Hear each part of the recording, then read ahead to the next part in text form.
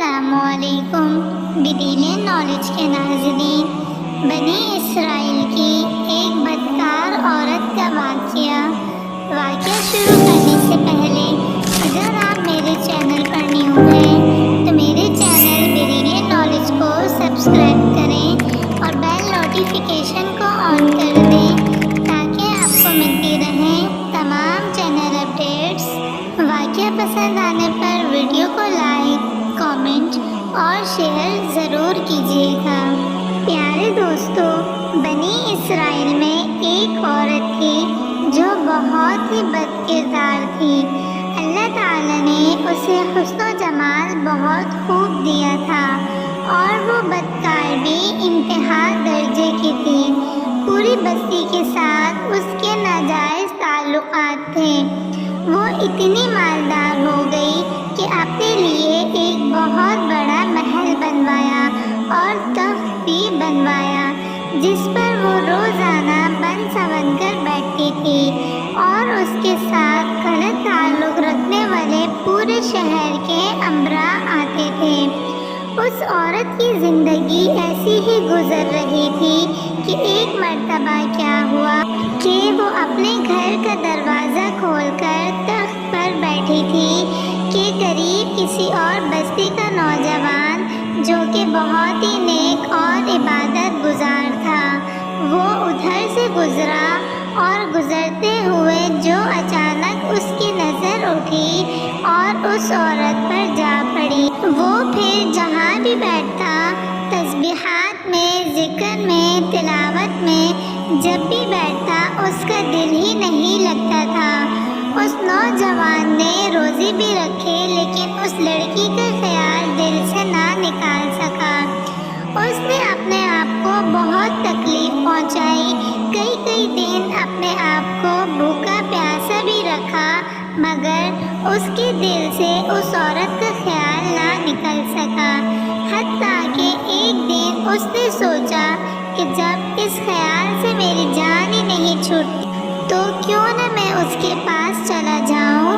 چنانچہ اس نوجوان کے پاس تھوڑا بہت سامان تھا، اس نے اس کو بیچا اور اتنے پیسے تیار کیے جتنے سے وہ بدکار عورت اپنے پاس آنے کی اجازت دیتی تھی۔ وہ اس عورت کے پاس آیا اور اس کو پیسے دے کر اس کے ساتھ تخت پر بیٹھ گیا، بات چیت کرنے لگا۔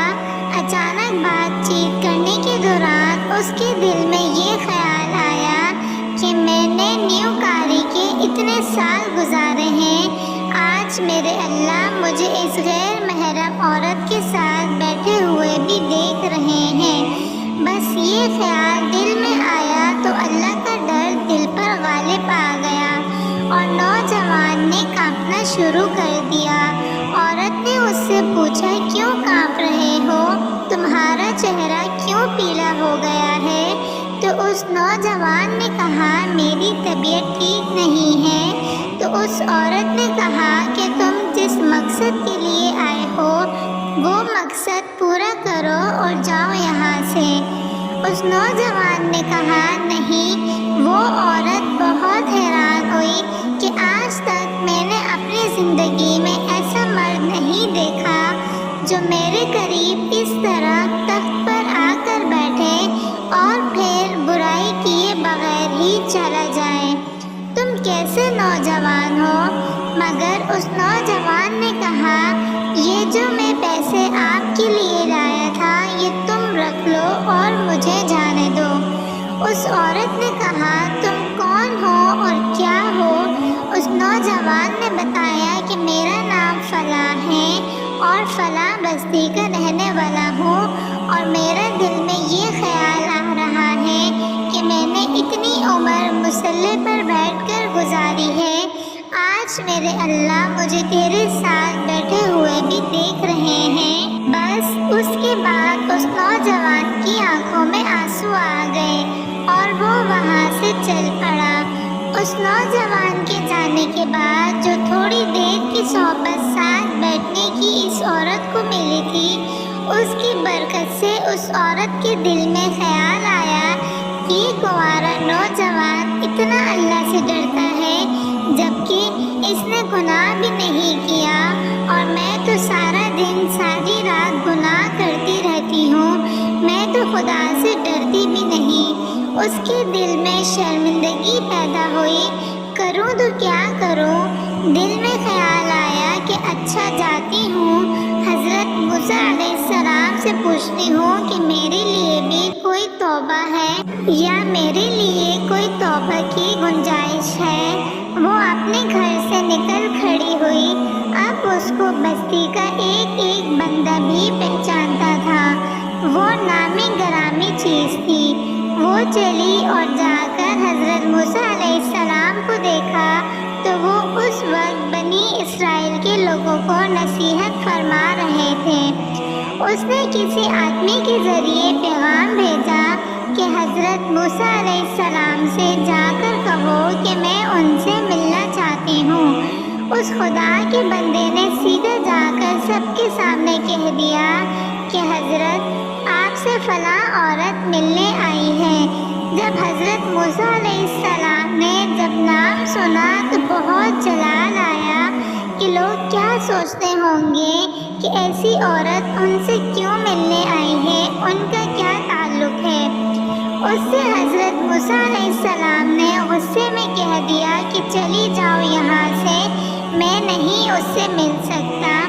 اس بیوقوف نے آ کر کہا میں نے بات کہی تو وہ بہت خفا ہو گئے اور تم سے نہیں ملنا چاہتے۔ وہ عورت ڈر گئی۔ اس نے کہا میری بدکاریاں ایسی ہیں کہ اللہ تو مجھ سے پہلے ہی ناراض ہے، تو اللہ کے نبی بھی مجھ سے بات کرنا نہیں چاہتے۔ میرے لیے تو اب دنیا میں کوئی ٹھکانہ نہیں۔ بڑے اداس اور بوجھل قدموں کے ساتھ وہ وہاں سے چل پڑی اور واپس آ گئی، اور اسے سمجھ نہیں آ رہی تھی کہ وہ کرے تو کیا کرے۔ اب وہ حیران تھی کہ اللہ کے نبی نے مجھ سے بات کرنا گوارا نہیں کیا، میں اتنی گری ہوئی چیز تو ہوں، وہ بات کرنا بھی نہیں چاہتے۔ چنانچہ وہ گھر آئی اور گھر کی کنڈی لگا دی۔ اس نے اپنے کسی بڑے سے سنا ہوا تھا کہ بندہ جب اپنے رب کو منانا چاہے تو اس کو چاہیے کہ وہ اس کے سامنے سجدہ کرے۔ چنانچہ اس کو کوئی اور طریقہ سمجھ نہیں آ رہا تھا۔ گھر کی کنڈی لگا کر ایک جگہ اس نے مصلی بچھایا اور اللہ کے سامنے سجدہ کیا۔ اسے پوری دنیا میں کوئی اور نجات کا راستہ نظر نہیں آ رہا تھا۔ پھر اللہ کی شان دیکھیں، اس نے ساری رات عبادت میں گزاری۔ اگلے دن اس کے دل میں خیال آیا کہ میں عورت ذات ہوں، اکیلی اس مکان میں نہیں رہ سکتی، ایک میری خادمہ ہے، تو میں اگر نیت بھی کر لوں تو جتنے لوگوں نے میرے ساتھ بدکاریاں کی ہیں وہ مجھے یہاں نہیں رہنے دیں گے، تو بہتر یہ ہے کہ میں اس جگہ کو چھوڑ کر چلی جاؤں۔ اس عورت نے فیصلہ کر لیا کہ میں یہاں سے چلی جاتی ہوں۔ اس نے اپنے آپ کو ایک سادے کپڑے میں لپیٹا کہ کوئی کپڑوں اور حسن و جمال کو نہ دیکھ سکے کہ یہ کون جا رہی ہے۔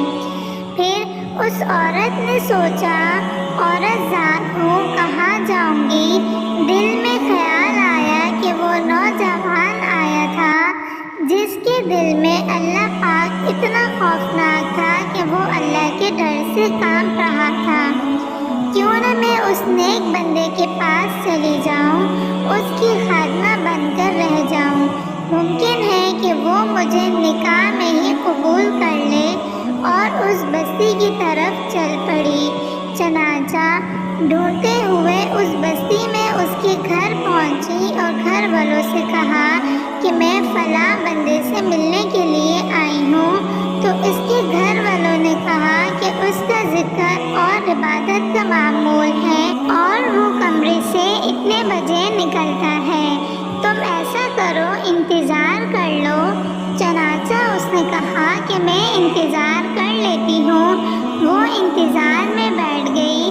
جب انتظار کرنے بیٹھی ہوئی تھی تو اچانک اس نوجوان نے دروازہ کھولا۔ اس کی نظر اس عورت پر پڑی کہ یہ سامنے بیٹھی ہوئی تھی۔ جب نوجوان نے عورت کا چہرہ دیکھا تو اس نوجوان کو اپنا وقت یاد آ گیا کہ جب میں اپنے مسلح کو چھوڑ کر اس کے تخت پر جا بیٹھا تھا۔ اس نوجوان کے دل پر خوف طاری ہو گیا کہ کہیں یہ میرا ایمان خراب کرنے تو نہیں آ گئی۔ میں نے تو اتنی مشکل سے اس کا تصور ذہن سے نکالا تھا۔ پھر نوجوان پر اتنا خوف طاری ہوا کہ وہ وہیں پر گر پڑا اور اس کی جان ہی چلی گئی۔ اب اس کی وفات پر گھر والے بھی رنجیدہ ہوئے اور اس عورت کو بھی بہت غم تھا۔ خیر 3 دن کے بعد اس عورت نے اس کے گھر والوں کو بتایا کہ میں تو اس کی نیت سے آئی تھی۔